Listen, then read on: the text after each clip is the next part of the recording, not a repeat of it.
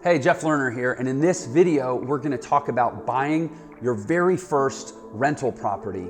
I'm gonna walk you through specific tips, basically give you a formula for how to, and there's no guarantees, right? But how to have the absolute highest probability of a successful investment on purchasing your very first rental property. I'll tell you a little bit about how I got started in building my real estate portfolio and walk you through the current conditions. I got started a while ago, some things have changed a little bit. I'll walk you through the current conditions of the market today and how to set yourself up for the highest probability of success and get started even if you're very young, even if you're very inexperienced. Again, get you the best shot at hitting a home run on your very first property, because if you get that first property right, it can catapult you to an amazing life. Literally, you take that first success, quickly turn it into a second and a third and a fourth, and next thing you know, you have a dozen properties and you don't have to have a job. But if you mess up that first one, it can set you back for years. So let's get that first one right, and I'm gonna walk you through exactly how to do that.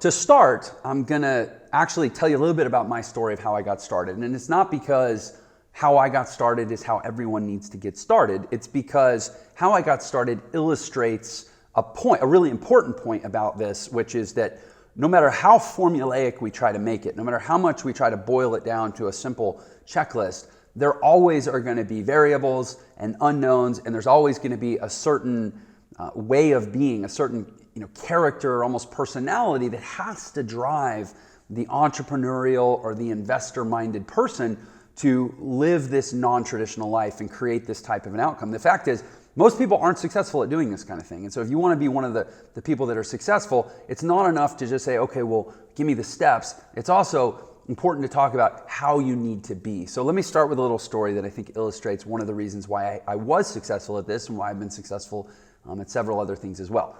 When I got started, I had no money. I was a jazz piano player at the time, and even then I guess when I started was maybe 2004. So I was in my early 20s, 24 years old, 24, 25. And so I wasn't even that far along in my career as a musician. I wasn't even making $40,000 a year yet. I was struggling. I had no extra money. I had a couple credit cards. That was really the one advantage that I had. But you can't show up at a real estate closing and say, here's my credit card, will you swipe my card for the closing? You don't want to draw cash advances off your credit cards in order to pay for a real estate closing, because then you're basically paying 30% interest or whatever the cash advance rate is on that amount of money, which is supposed to be your down payment or supposed to be cash, and it'll just bog the whole thing down. Credit cards are great, but they're except for very few rare circumstances, they're not actually going to help you acquire your first property. You're going to have to find a way to come up with some cash that you're not having to pay interest on, even if it's just to pay closing costs, even if it's maybe just to pay for a few repairs. I was in a harder position even than most people, because there was just nothing I could do as a musician. There's a finite supply of jobs. It's not like I could work overtime. It's not like I could pick up extra shifts. There was just a finite supply of jobs that even paid very well for me to try to get my income to the point, and I lived in a major city. So for me to try to get my income to the point where it was significantly above my cost of living, it didn't really matter how much I suppressed my cost of living or how many gigs I was willing to work. I just couldn't save up an extra $10,000, $20,000. So for me, I had to go find a partner. I had to pair up with somebody to get help. That was its own challenge, right? How do you go to somebody and say, look, I'm a broke jazz musician, and if I wasn't broke, I wouldn't be having this conversation, so I can't pretend that I'm not, and clearly I don't have any experience, but here's what I can offer you as a way of saying, hey, will you put up this initial amount of money to help me acquire this property? And at that time, and there still are these types of loans available, I had decent credit, I hadn't made any catastrophic mistakes, I just didn't have much money, and so I was able to get qualified to only have to put 5% down on my first house. It was a single family home, but it was part of a pair of homes that had been built to be symmetrical. So it was kind of like almost like half of a duplex, but it was freestanding. I want to say it cost me $90,000. And I had to come up with 5% down. So for me, I had to come up with $4,500 Then I was able to get a primary mortgage for 80% of that. And then I needed to get a secondary mortgage for 15% of that, but I had to come up with $4,500 plus closing costs. So I was able to basically convince a buddy of mine to put up $7,500. So how did I do that? Well, the way I did it, obviously I couldn't claim to have a bunch of experience, but what I could show was this is a really good deal. And if worse comes to worse, we have an agreement in writing that says basically you get the property. So if no matter how bad I bungle this, no matter how bad I screw this up, for helping me come up with basically $7,500, your absolute worst case scenario is that you can have a property that's realistically probably got about $20,000 in equity in it. And yeah, it would be annoying. And yeah, you don't want to be in the real estate business. And yeah, you don't want to have to deal with it. But that's the worst case scenario, which at least means that you're not going to lose your money. I think the thing that stops a lot of young people, I get so many messages from young people that are like, how do I get started? And the crux question, the thing that we bump up against so often is like, they don't think they can get started because they haven't already started. It's a chicken and the egg problem. It's like they think, well, if I have started, then I have results, then I can show my results, and then I can use that to ride a wave of momentum and do the thing. But it's like you can't do the thing if you haven't done the thing. At least that's the mental trap. And so, I say that again. That's not necessarily a formula. That's not necessarily a situation that everybody's in. But it's illustrative of the mindset that you have to have, which is like you have to believe. You have to believe it's going to work. You have to be able to convey that belief to someone else and get them excited. And the nice thing about real estate, one of the reasons I think real estate's really one of the only two things that I advise for people that want to start a side hustle or deploy some capital into a line of investing that I think can ultimately set them free or really change their life. It's really just digital marketing and real estate, or internet business and real estate. Those are the only two things I teach. One of the things I love about real estate is that it has that intrinsic security that like there is a physical thing. Right? So to my buddy, it was like, listen, man, if everything else falls apart, you can have the house, you can have the thing, right? So that said, let's look at the other things that have to be in place, because obviously not all real estate deals are created equal. What are the other things that have to be in place to be able to go forward with confidence, whether it's you with a partner, whether it's getting somebody else, whether it's even convincing just a private lender or a bank to loan you the money, whatever it is. Here are the things that have to be in place to have the highest degree of confidence that your first real estate investment is going to be a good deal. So to start this conversation, I want to talk about 4 basic concepts. We'll call this the general concepts portion of this video. These are basic concepts that you have to kind of have an understanding of and a buy-in on, and we kind of got to be in agreement for the rest of this video to be practical and useful. The first one is, I believe that when you're starting out, and probably for a very long time in your real estate investing career, you should really only be investing in markets that you actually know. Like ideally your hometown or wherever you live. You have sort of the level of understanding of that can only come from actually living in a place.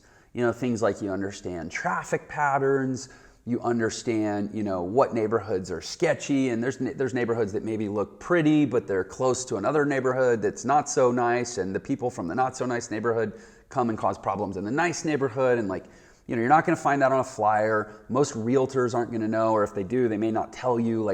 There's just some things that it helps to have that deep familiarity with the market that you're going to invest in, and also it means you're in proximity to your investment. I can tell you from experience, there's a whole other level of issues and concerns and liabilities that come with investing in properties that are out of your market. This is a life-changing thing to invest in real estate. So if you're serious about it and you don't feel like you're in a good market to do it, I would even suggest that it might be worth relocating to a market where you think it's better to do. Frankly, here's why that's maybe better advice, and even though it seems like big advice that I probably shouldn't be giving as a general recommendation, because it's kind of a big thing to do to relocate. But usually markets that are really good for real estate investing are also really good for employment, because you look at the factors that drive good real estate investments, and it's like access to good education, good job markets, high a population that generally has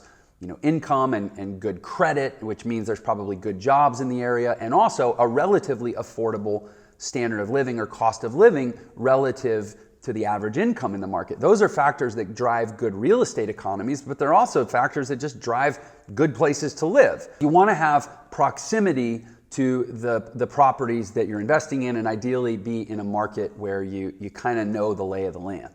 And the next general concept is understanding property classes. Now, there's not a formal system for this. I kind of have a heuristic where I kind of lump everything into A, B, and C class. And I'm talking residential here right now. I really don't recommend for people that are just starting out to try to get into commercial properties. I personally did residential properties for like a decade before I ever dabbled in commercial. And actually, if you look at the historical ROI, the historical return on investment of real estate in general, it's actually a little bit higher for residential properties.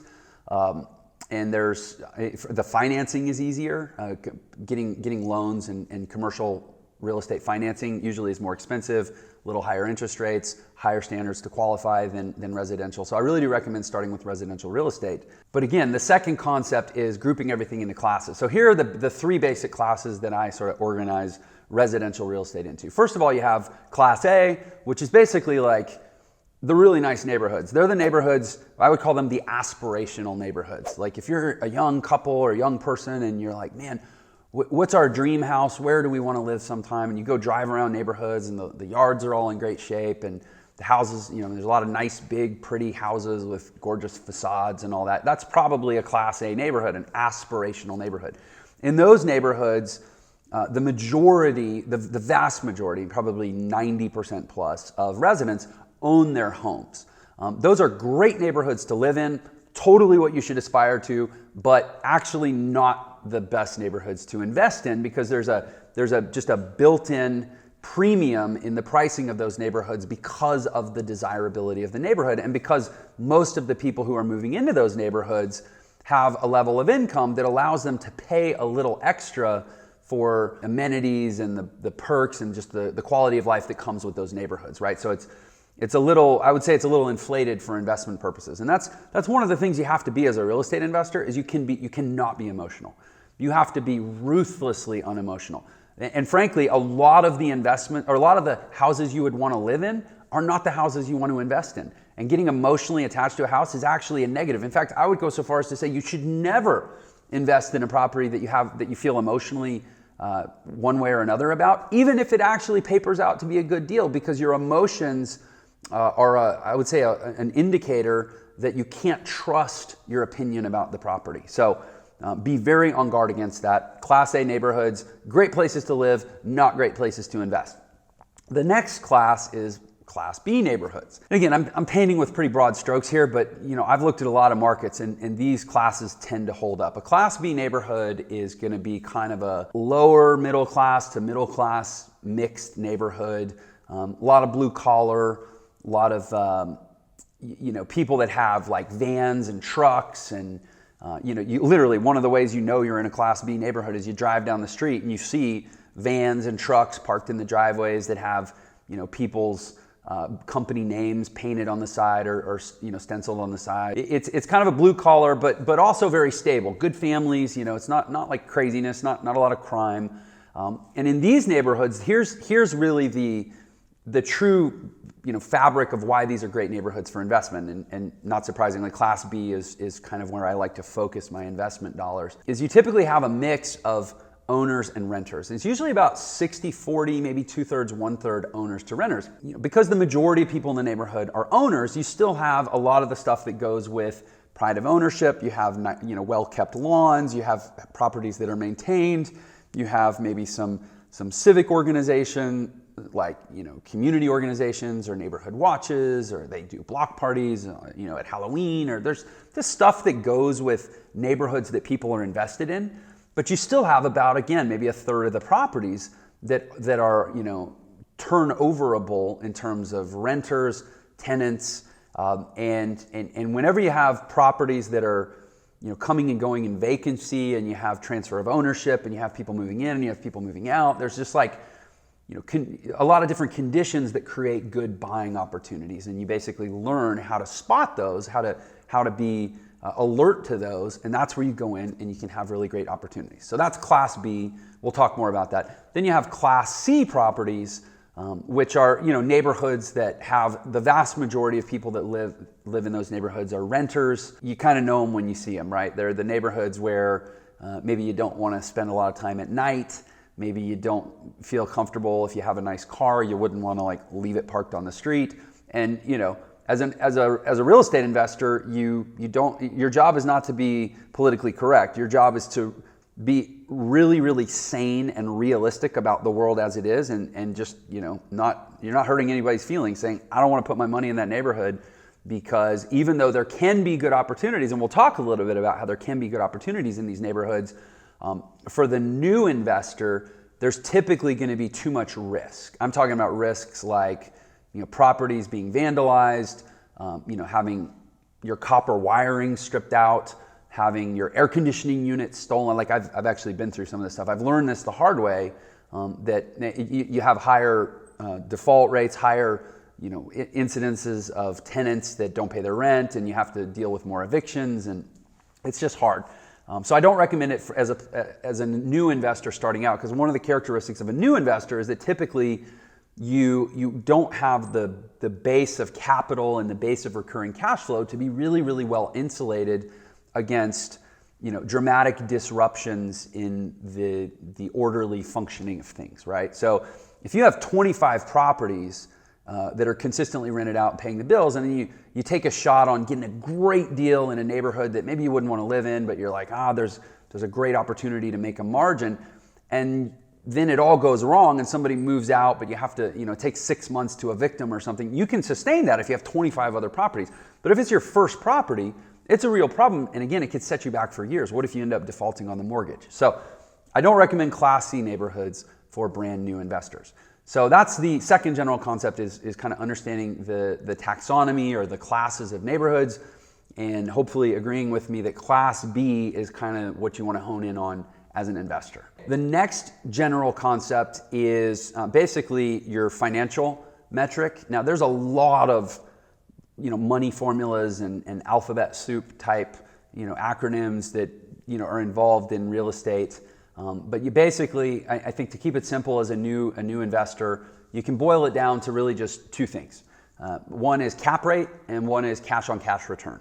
And if you find properties that check those two boxes based on your own standards, then you're going to be in good shape. And you can always get more sophisticated and learn a lot from there. But one of the things a lot of people do is they sign up for these courses and gurus and whatnot that are so complex that it makes the whole thing feel intimidating. And underneath all conversations about real estate is this core this core belief that I have very much, which is that don't wait to buy real estate. Hurry up, buy real estate, and wait. Like, you want to get your money. If you have the opportunity to get your money into the real estate game, as long as you don't really screw it up, it's, in terms of the upside reward and protection on the downside risk, I still haven't found something, maybe other than internet business, but in that, that has its other issues, and I talk about that, extensively in like hundreds of other videos. There just aren't that many things where you say, hey, I can put my money into something and have as much upside with as little downside as real estate as a general principle. So what you don't want to do is complicate it to the point where it paralyzes you and you don't take action. So we're going to say, just focus on understanding these two principles: cap rate and cash on cash return. And I'm going to just quickly explain what those are. First of all, I'll do cash on cash return first, because it's like so easy. It literally means how much money does it take you to acquire the property and get it to the point where it's actually producing income? And then what is your return on that cash? So let's go back to my first property, right? And cash on cash return is totally unique and different for every single deal. It totally depends on the circumstances. For me, and treating my partner and I as a unit at the time, it cost us, like I said, about $7,500 to acquire that property. We had to come up with a $4,500 down payment, and we needed some money for closing costs, came out to about 3% of $90,000, so it was $2,700. So maybe that was, call it $7,500. That was what it cost us in cash to get the property. Everything else is like monopoly money. If it's bank money and money getting transferred from here to there, if it's not coming out of your pocket, it's not a part of the cash on cash return calculation. And then similarly, If it's not coming back into your pocket, it's not a part of the cash on cash return calculation. So for that property, let's say we had $7,500 in and we did all the math and we said, okay, projected over the course of a few years, this property is going to rent, and I think that property rented for like $1,200 a month, which was a pretty good deal. As we'll talk about in some other little number crunches we're going to do. You'll see $1,200 on a $90,000 property that only costs $7,500 cash to get your hands on is probably a pretty decent deal. But on the $1,200, we're going to have so much to service the debt. We're going to have so much to pay taxes. We need insurance. Probably want to get a home warranty. We're going to have to budget a little bit for vacancy. We're going to have to budget a little bit for ongoing maintenance. We have a property management fee. That's a whole other conversation. But personally, I have never tried to manage one of my own properties, and I never would. I would say, you need to build into your deals enough margin that all of your math is based on what happens after I pay for property management. And again, it's case by case. Your life may be different than mine, but I don't want to be in the property management business. So anyway, in that property, let's say after we crunched all those numbers, that it was producing $100 a month in net income based on assuming that there might be some vacancy and some maintenance, right? Well, $100 a month would be $1,200 a year. $1,200 on $7,500 is, what's that? That's a little, sorry, I'm slow with the math. $1,200 a year based on $7,500 out, it's about 1.6. So that's like, you're at 15 to 17% roughly cash on cash return. It's no different than if you went to your friend and said, hey, I'm going to give you $7,500 and you give me back $100 a month. Calculate, what's the return on that? And that's it. And we'll talk about here after we get through these general concepts about what you should accept as a bare minimum cash on cash return. And as I'll explain, that one actually did make the cut because it actually paid a little over $100 a month in net operating income over time. Then you have cap rate. Now, and some people kind of confuse these two because they're based on, the return of the property, but cap rate actually is more of almost like an ethereal metric. It's not actually based on money in, money out, hard dollars. It's more tied to the value of the property and the money that comes in from operating the property, and thus the long-term value of the property. Because you have to understand, not every investor's situation is going to be your situation. So for me, I came up with the cash, but I had to get an 80% primary loan. I had to get a 15% secondary loan, and that secondary loan might have had, or definitely had a higher interest rate than the primary.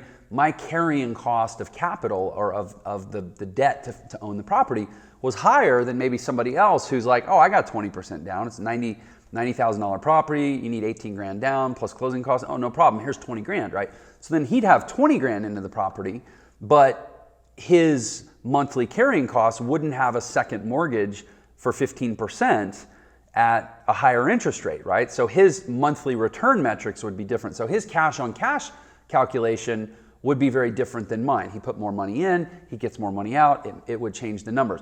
But his cap rate would be the same. And the cap rate is simply this: the net operating income of the property, which basically means exclusive of debt service. So exclusive of any payments to a mortgage company for money that was borrowed to acquire the property. So it's basically saying if you owned the property free and clear and you weren't having to pay for borrowed money, what would the net operating income be on the property? So that would be, you'd still have to pay taxes, you'd still have to pay insurance, you'd still have to pay property management, you still have to pay, prepare for vacancy, you'd still have to prepare for maintenance costs. So basically, the other ancillary things like, if there's a pool or there's lawn care or whatever, right? So take those costs and then look at what's the actual amount that the property brings in terms of rent, and divide the first, and then come up with your net operating income, right? It's expenses, or it's income minus expenses. Then take that amount. So let's say on that property, it brings in $1,200, but exclusive of debt, it costs maybe $500 a month to operate that property. Well, $1,200 minus $500, I would say this property has an NOI, or a net operating income, of $700 a month, $8,400 a year, right? Okay, well, what's the property worth? Not what did you pay for it, but what is it actually worth on the fair market? So I paid $90,000 for it, but it was actually worth, I think I bought it with about $20,000 in equity.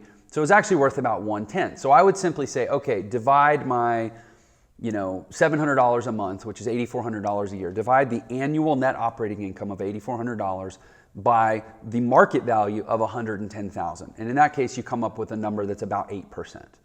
That's the cap rate. So the cap rate on that property was about 8%.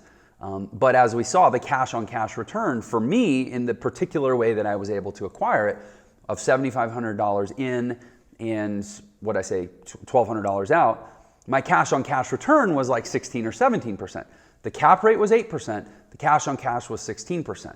Those are two very, very important numbers to understand about every single property before you even remotely consider putting your hard-earned money in to acquire property, okay? So we're gonna circle back to those numbers here in a little bit. But for right now, let's talk about one more general concept that's actually related to cap rate. Then we'll get into the actual numbers and how you can structure deals to have the highest probability of success.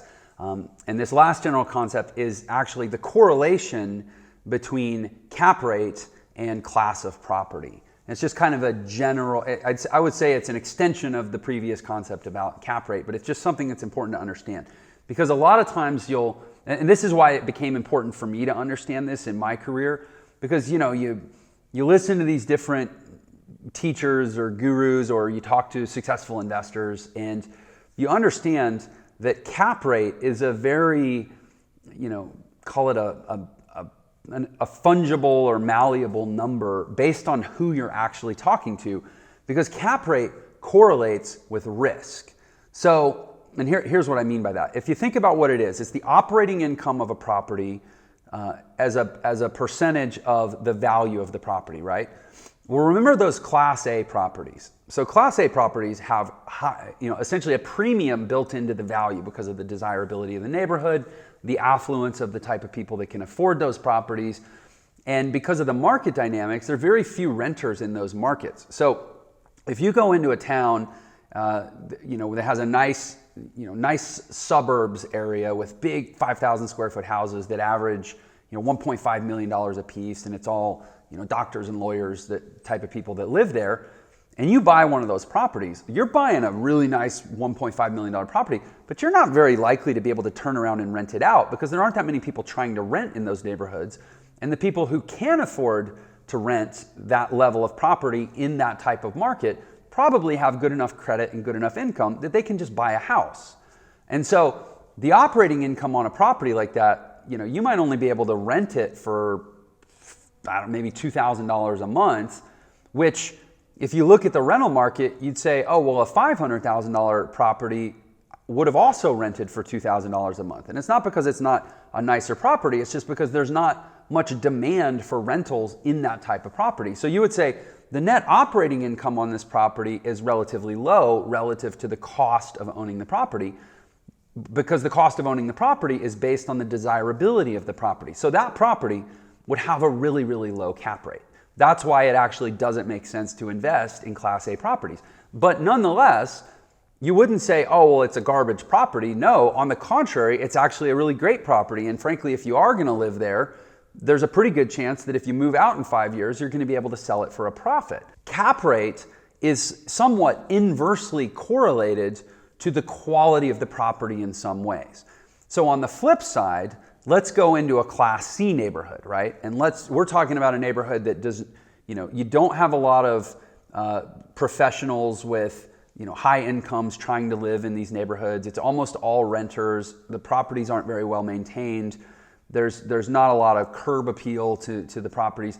You might be able to go into one of those neighborhoods and literally, and I just did this with a couple houses in Atlanta, like go in and buy properties for like $40,000, $50,000, maybe $70,000, $80,000, and turn around and rent them out because you can put a premium on rentals because maybe because of proximity to mass transit, like bus stops or train systems, or maybe because of proximity to employment centers. Like I'm thinking of a property I used to own in Houston, Texas that was very, very close to the medical center, the Texas Medical Center, which is a giant hub of employment, but it was also in a relatively low income kind of rundown neighborhood.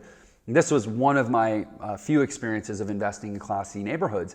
And frankly, for the time that it worked, it had a great return. It was like, I think I bought it for $80,000 and was able to rent it for like $1,300 a month because of just the dynamics of that neighborhood.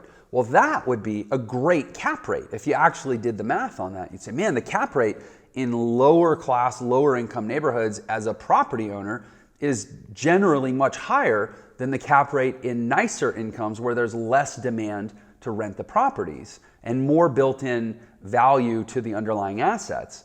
And frankly, again, our job as real estate investors is not to be politically correct. Frankly, that's why being a slumlord is, forgive the term, but that's why slumlording is so profitable, because you can get properties cheap and there's a built-in markup to the rent because you're essentially absorbing the liability of the type of renters that are willing to move into those properties. And so again, I don't recommend Class C properties as a starting point, but once you get a little bit along in your career, they can be great investments. And in fact, I did find in that one property, for example, in Houston, I found a renter who actually was a really great couple. They had family in the area. There were reasons why they came from the area. There were reasons why they wanted to live in that area.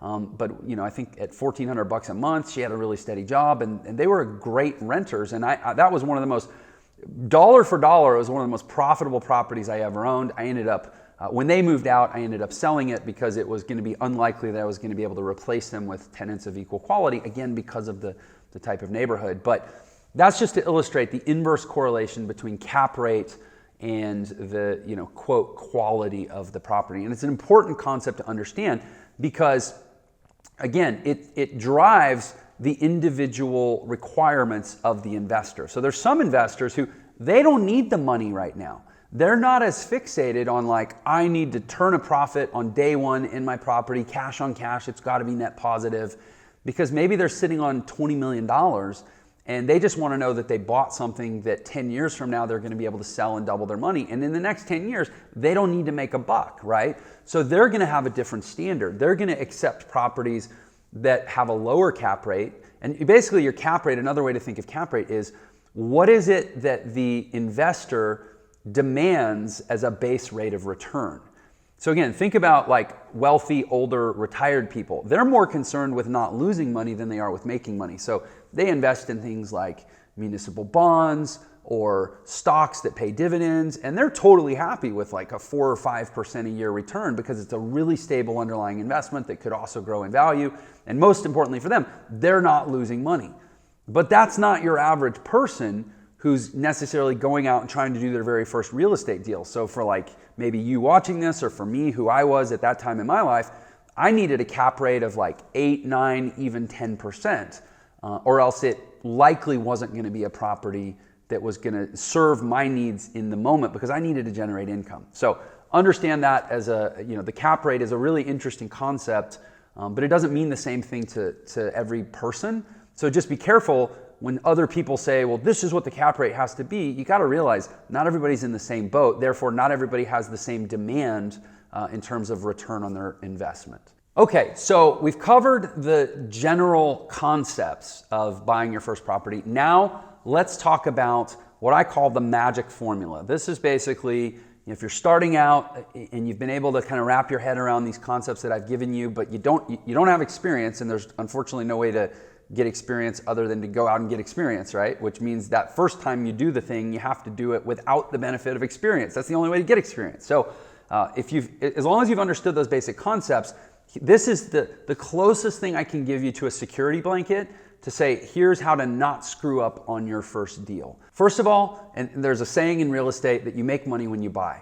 And that's true because what happens, it's not so much that you make your money when you buy because you're going to need that money. It's more like you build in your cushion, you build in your margin of error when you buy, because one of the greatest certainties of real estate investing is there is no certainty.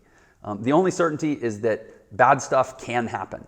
So, take that first property that I bought. I bought it for $90,000. It was worth $110,000. Now, typically, if you have to sell a property in a hurry, you're going to have to price it a little below market. And you're going to have to pay full commission to you're going to want to get a good realtor who's going to charge you full commission. So you're going to pay probably another 6%. So on a $110,000 property, let's say all hell broke loose, I ran out of money. My partner and I split up. I got sued. I broke my leg. I lost my job, whatever this condition is. And I had to unload the property. So my $110,000 property, immediately I'm probably going to only price it at like $105,000 because I want to price it for a quick sale. Then I'm going to have to pay another 6% to a realtor, $6,300. So now my sale is down to below $99,000. Well, I bought it for $90,000, so I'm going to be okay because I bought it with that margin built in. I'm able to absorb Murphy's Law, so to speak. If the worst case scenario happens, I can still come out of it okay. But if I had paid full market price and then was forced to try to dump the property in a hurry, I would lose money. I would be upside down on my very first deal and I might never be able to do another one. So I recommend that you never buy a property for more than 90% of market value. And that makes it obviously harder and it makes it take longer to find your first deal, but it's just, for reasons I just explained, so much better to just take that approach. And the nice thing nowadays is you don't actually necessarily need to go hire a realtor to do what they call a CMA, comparative market analysis, to find out what the value of a property is. Frankly, in most major markets, if you do an appraisal or an analysis on Zillow and an analysis on Trulia, which are two sites we can put the links for below this video, you're gonna honestly land pretty close. Zillow and Trulia, but if you do the average of their two sort of valuations. The second part of the magic formula to lock in your real estate success is to demand 15% cash on cash return. When you're getting started in real estate investing, and really always in business, cash is king. Cash flow is king. You've got to maintain positive cash flow if you want to build any momentum. You may have heard the term success loves speed. Speed's derived from cash flow. Cash flow in real estate is a function of cash on cash return. I suggest you demand no less than 15%. So again, if we go back to that first property, I put $7,500, and that's an annual number, not monthly, obviously. I put $7,500 in. I'm getting $1,200 out. That's, again, I should sit down with a calculator, but I'm feeling like that's above 15%. It's like 15 to 17% cash on cash return. That makes the cut. Bottom line, don't settle for anything less. And that's why you have to be unemotional. You can find a property that checks every other box. You go, oh my gosh, this is going to be worth triple in 10 years. I love it. I would want to live there. But if it doesn't do 15% cash on cash return, don't do it. The second part of the magic formula that's kind of tied to that is just about the gross rent. You want to do an analysis of the rents in the area, and for that you can literally go into the multiple listing service in your area, or you can hire, talk to a realtor, talk to a property management company, and basically figure out, based on the square footage, based on the number of bedrooms, based on the location, based on the condition of the property, what's a reasonable rent that you can expect. Not necessarily what are the properties listed for, because most properties actually rent for a little less than what they're listed for, but what's the actual rent that you can expect to get for a property. And that number, again, this is a way to super simplify the whole thing into a formula. That number should not be less than 1% of the value of the property. Or of the total price, the purchase price of the property. Remember, cap rate was based on the actual value. This I'm basing off a purchase price. So when I bought that property for $90,000, regardless of how I financed it or came up with my own cash or whatever, my acquisition cost was $90,000. I would demand at a bare minimum that property be able to rent for $900 a month or more. As it turned out, it was, if I remember again, closer to $1,200. Great, it checks the box. So it checked the box on cash return, which is specific to how I have to acquire the property. It checked the box on gross rents, which it doesn't matter how you acquire the property, it's just a function of the price and the rent. And the next part of the magic formula, and this is frankly something that I came up with, I have not actually found this, I've never heard somebody else say this, but it lines up with a core belief of mine, is that when you calculate the cap rate of the property, the cap rate should always be equal to or greater than your cost of capital. So your cost of capital is basically whatever money you do have to borrow to acquire the property, you need to figure out the average interest rate. So if you're borrowing 80%, you have one mortgage at 6% interest, then your cost of capital is 6%. If you're borrowing 80% at 6% and then you're borrowing a second mortgage of 10% or 15% at 8%, you need to figure out what's the average cost of capital across the whole borrowed amount. So if I was borrowing 80% at 6% and 10% at 8%, my cost of capital is basically a little over 6%. It's like 6.2 or 6.3%. Then I would want to sit down and crunch the cap rate on that property. What's the actual market value of the property divided by the net operating income of the property, independent of my cost of debt? Because remember, NOI doesn't factor in your debt. And say, I want the underlying asset to be generating a return equal to or greater than any money that I'm borrowing the cost of any money that I'm borrowing to acquire the property. And it's almost just sort of an ideological principle. I don't want to be paying more for money than I'm getting back in value of the asset. I don't want to borrow money at 8% to acquire an asset that has a cap rate of 5%. That's just a bad macroeconomic for your whole deal. So make sure that the cap rate of the property is equal to or greater than your cost of capital. And the next part of the magic formula, which I actually already kind of gave away, is generally when you're starting out, only invest in Class B properties. Don't go Class A, don't go Class C. Again, it's a heuristic. It's kind of a something you go off of how you see it, how you feel. But in general, if you're driving down a neighborhood, you see utility vans and trucks and a lot of, kind of some blue collar action, and you know that a decent percentage of the people in the neighborhood are renters, but they're not all renters, that's a good market. Don't go below that. Don't go above that, especially when you're starting out. And then the final part of the magic formula is don't buy a property that you can't afford some fluctuations in. And that's not so much a function of the property, it's a function of you. I recommend that everybody has a reserve fund equal to the cost of owning the property for 6 months if it was vacant.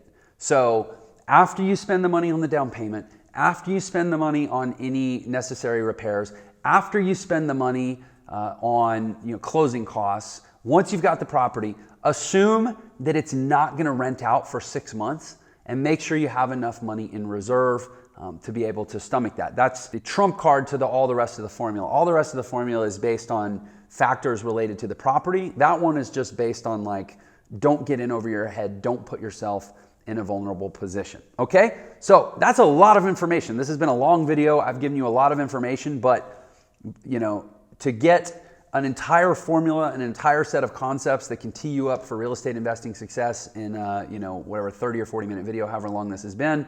I promise you it's a lot faster than going out there and stumbling and fumbling around for years and or getting a zillion different pieces of advice from people that are all trying to sell you a course or whatever. At the end of the day, this has been my proven formula now that I've used to acquire multiple dozens of properties, basically on the side while I do my other main businesses, which are all digital marketing businesses.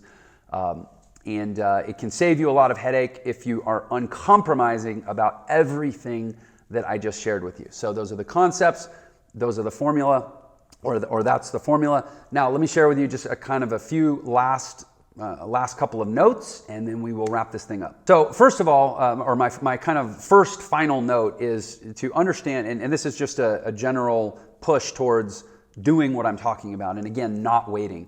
You have to understand the population dynamics. So one thing that a lot of people don't realize is you hear Generation X, you hear Generation Y, you hear Millennials. Generation Y has 3 times as many units as Generation X. And when I say units, what I mean is individual people who could potentially be acquiring a place to live. So if Generation X is a married couple, that counts as 1 unit. There's actually fewer married people in Generation Y. So each individual, you might have a male and a female that count as 2 units in Generation Y, but in Generation X, they're 1 unit because you're not going to lease a property to a husband and a wife, right? So there are 3 times as many units in Generation Y. Their educations were far more expensive. They carry far greater amounts of debt. And then you have underneath Generation Y, you have millennials who have more job volatility, even still more student debt, and even less clarity. And this is based on statistics, not just my judgment.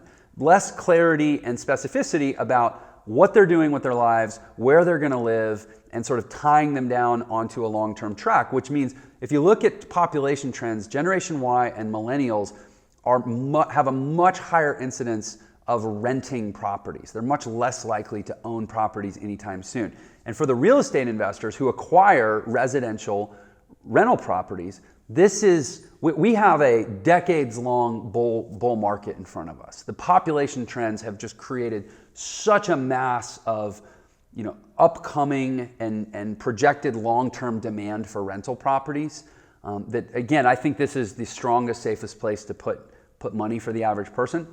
So that's kind of my general note on population dynamics, and hopefully a boost of security for why this is such a strong idea. I am going to put below this video a list of resources you can use to actually identify properties. There's certain websites that are tied in with the MLS. They're the listed properties. There's certain websites that more focus on commercial properties. There's certain websites that help you actually find foreclosures and bank-owned properties where you can get a lot of good deals. There's even a website I'll put below where you can actually participate in auctions, for tax auctions, bank auctions, and actually sometimes you can get crazy good deals at auctions because it's just a function of who's at the auction and who's bidding, right? So I'll put those resources below.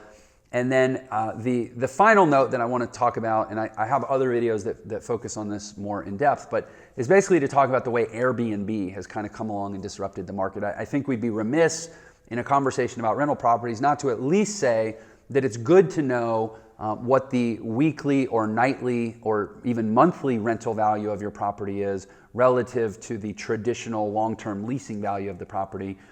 It's beyond the scope of this video to really get into the different dynamics there, but I think it's at least good to understand the value of your property, that like, hey, if maybe I'm having trouble leasing it out long-term, I could turn around and lease it nightly or weekly and maybe get a different amount of money, and at least know whether your property has value. Because there's some properties that have much higher values as long-term rentals and much lower values as short-term rentals, and there's some properties where it's flipped around.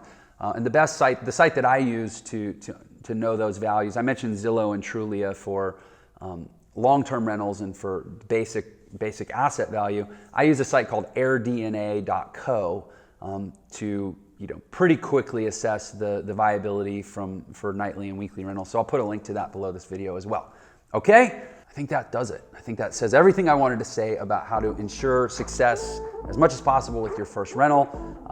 If you are into this type of content, if you've appreciated the value that I've shared, I would love it if you'd subscribe and get more. I focus on business, entrepreneurship, sales, investing, personal development, general life awesomeness. And that's what I talk about on this channel, and I'm going to keep bringing you as much great content as I can, and I appreciate it if you choose to subscribe. Make sure you click the little bell so you get notified when I put out new videos. And with that said, thanks for watching, and I'll see you on the next video. Take care.